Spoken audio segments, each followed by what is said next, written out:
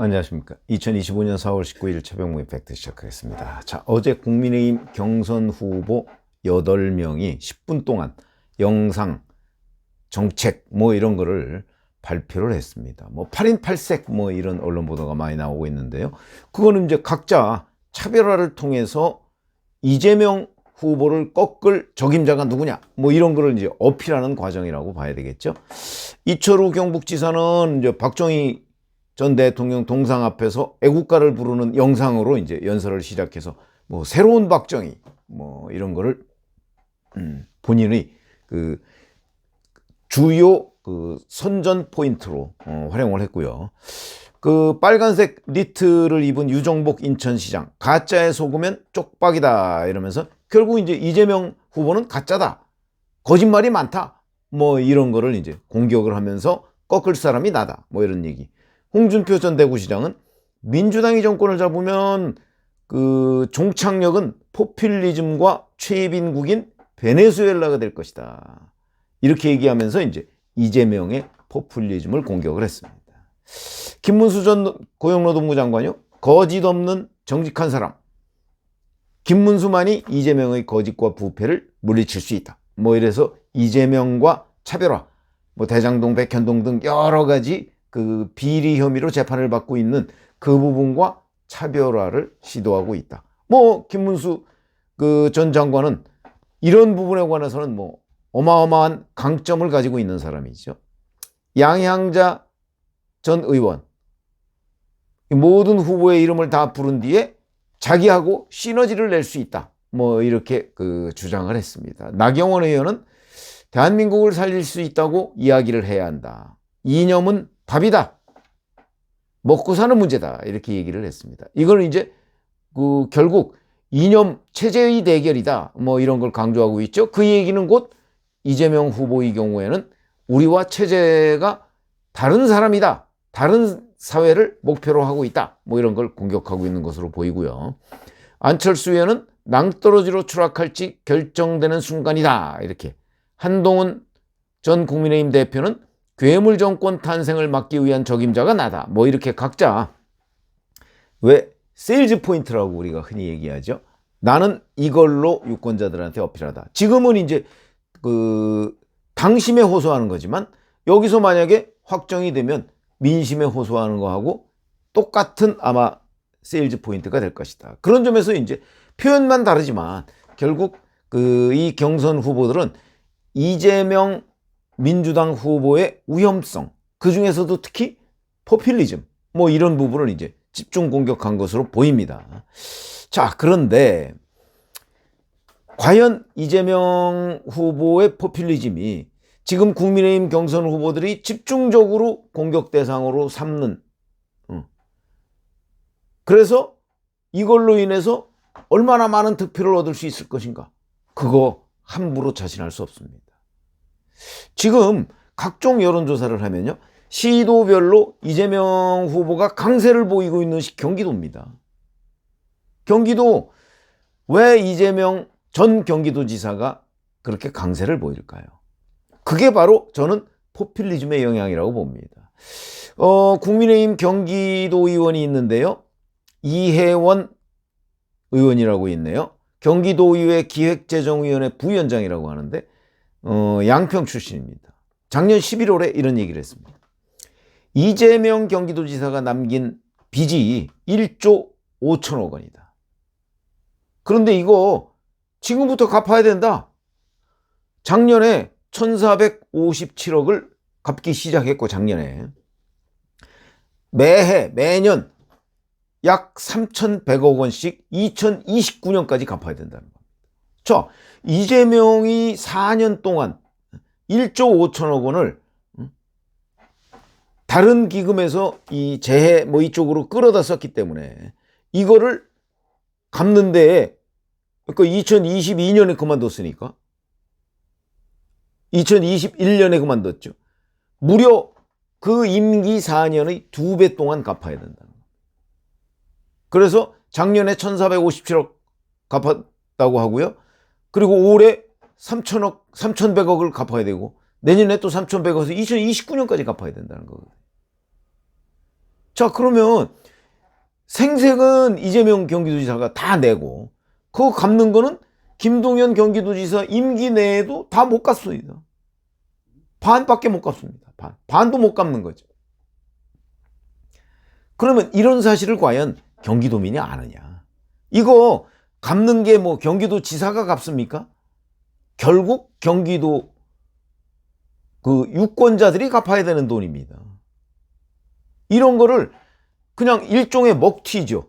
자기는 그 돈 갖다가 쫙 뿌려놓고 나 몰라 그러고서 나간 거 아닙니까? 근데 그 후에 경기도민이 다 돈 모아서 이재명 임기 4년의 2배인 8년 동안 갚아야 된다. 이런 얘기가 됩니다. 그런데 이재명 후보는 여전히 경기도에서 지지율이 꽤 좋다. 그건 아직도 경기도민이 이재명이 남긴 빚, 이 부분에 대한 인식을 제대로 못하고 있는 사람들이 상당히 많다. 이런 얘기가 되는 겁니다. 이게 바로 포퓰리즘의 영향이라고 저는 생각을 합니다. 이런 거를 김동연 경기도지사는 아주 잘 알 겁니다. 자기가 지금 갖고 있으니까요. 갖고 있는 갚느냐고 허덕허덕 될 거거든요.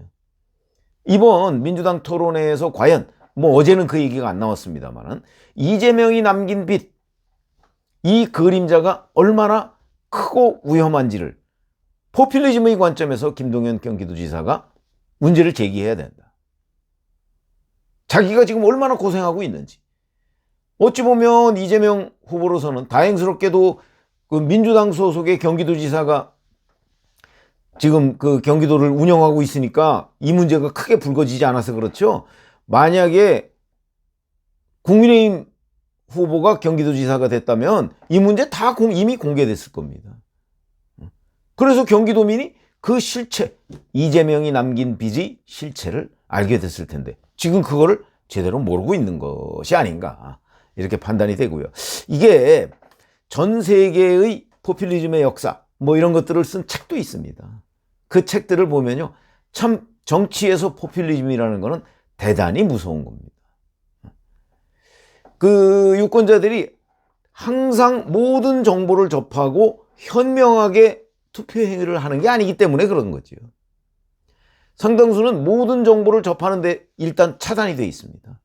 지금도 이재명 후보의 포퓰리즘에 대해서 포퓰리즘이라고 공격하는 거는 국민의힘 계열의 후보들이고 지금 뭐 친민주당 계열의 매체나 뭐 이런 곳에서는 그걸 마치 이재명의 업적인 양, 그거 마치 대장동하고 똑같습니다. 단군일의 최대의 업적인 것처럼 치부했지만 그 본질을 파고들면 결국 대장동 일당들 배만 불린 배임 행위죠. 뭐 아직 1심 결과도 안 나왔습니다만 그런 것처럼 이 포퓰리즘 속에 감춰준 진실, 그 진실을 유권자들이 다 파악하면서 판단하고 투표 행위를 하는 게 아니기 때문에 포퓰리즘의 위험성이 있다. 이런 거죠. 그래서 제가 왜 딜레마라고 하냐면 지금 국민의힘 후보들이 이재명 후보의 포퓰리즘을 공격하고 있습니다. 맞는 얘기죠. 그러나 문제는 유권자들이 그걸 명확하게 알 수 있지 않고요. 그 다음에 유권자들은 휘둘리게 될 가능성이 적어도 상당수는 휘둘리게 됩니다. 그렇게 되면 포퓰리즘을 공격만 하고 그냥 대안을 내놓지 않았을 때 이 포퓰리즘의 소위 이득, 이건 이재명 후보가 다 챙겨간다는 거죠.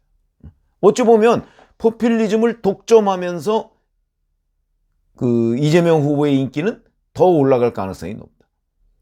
근데 이 허구성을 또 함부로 지적하기도 어렵습니다. 우선 당장 뭐 주겠다는데. 과거 브라질의 룰라 대통령 저소득층한테 현금을 그냥 줬습니다. 지금 이재명 후보가 하겠다는 기본소득이 일종의 그런 거 아닙니까? 뭐 저소득층만 아니고 전 국민한테 준다는 건데. 근데 그 기본소득 이번에 그 뭐 싱크탱크 그 대표인 사람한테 들어보니까 공약에 안 넣는다고 하더군요. 기본소득이야말로 전형적인 포퓰리즘입니다. 근데 공약에 왜 못 넣을까요? 재원. 기본소득을 뭐 1인당 100만 원씩 연간 주려고 한다면 얼마가 들어야 된다. 그러면 나라 재정은 거덜난다. 그게 이제 지난 대선에 이어서 이번 대선에서도 많은 다수의 유권자들이 알게 됐습니다. 그러니까 이제 못 꺼내드는 거죠. 이것처럼 포퓰리즘 공격을 하려면 명확한 근거, 유권자들이 알아듣기 쉬운 근거를 가지고 그 부분을 공격하지 않으면 오히려 이재명 대표의 포퓰리즘을 더욱더 빛나게 하는 효과가 나타날 수 있다. 이게 딜레마라는 거고요. 그래서 어느 정도의 포퓰리즘은 사실은 선거에서 불가피합니다. 그렇기 때문에 저는 국민의힘 경선 후보들이 뭐 이제 지금 뭐 초창기니까 이재명의 포퓰리즘을 공격을 하지만 이게 그 공격 일변도로 포퓰리즘 안 된다는 식의 공격 일변도로 가서는 선거에서는 손해다. 그럼 결국 어느 정도의 포퓰리즘은 불가피하다는 것을 인지를 하고 그런 공약이라는 게 뭐 반드시 100% 지켜지는 건 아니지 않습니까? 이런 정치의 현실을 정확하게 알고 이재명의 포퓰리즘을 공격하려면 명확한 근거를 가지고 유권자들이 알아듣기 쉽게 공격하지 않으면 오히려 이재명의 정책을 선전해주는 모양새가 된다. 역효과가 난다는 거죠. 그래서 제가 딜레마라는 얘기를 지금 드리는 거고요. 이런 부분은 지금 뭐 유권자들이 뭐 반드시 현명하다 이렇게 얘기를 하죠. 저도 뭐 평론에서 그렇게 말씀을 드립니다만 꼭 그런 건 아닙니다. 특히 이 포퓰리즘의 영역에서는요. 전 우리나라만 그런 게 아니고요. 전 세계 다 비슷합니다. 포퓰리즘의 추억이 있습니다. 그래서 바로 포퓰리즘 때문에 국가를 엉망으로 만들었던 그런 정치인이 그 후에 한 뭐 몇 년쯤 뒤에 다시 당선이 됩니다. 그게 그 나라만의 문제가 아니라니까요. 그렇기 때문에 이 포퓰리즘에 대한 공격, 비판 이런 부분은 매우 정교하게 설계하지 않으면 그러면 정치에서는 상대 포퓰리스트의 인기를 오히려 선전해주는 효과가 나온다. 이 딜레마를 국민의힘 후보들이 잘 인지하지 않으면 쉽지 않은 게임이 된다. 그렇지 않아도 지금 그 이재명 후보의 경우 뭐 다 된 것처럼 뭐 청와대를 뭐 쓰느니 뭐 용산 대통령실을 쓰느니 지금 이러고 있는 거 아닙니까? 포퓰리즘의 딜레마를 잘 국민의힘 경선 후보뿐만 아니고 나중에 이제 한 명의 후보가 등장을 할 테니까 극복해야 된다. 이렇게 말씀을 드립니다. 고맙습니다.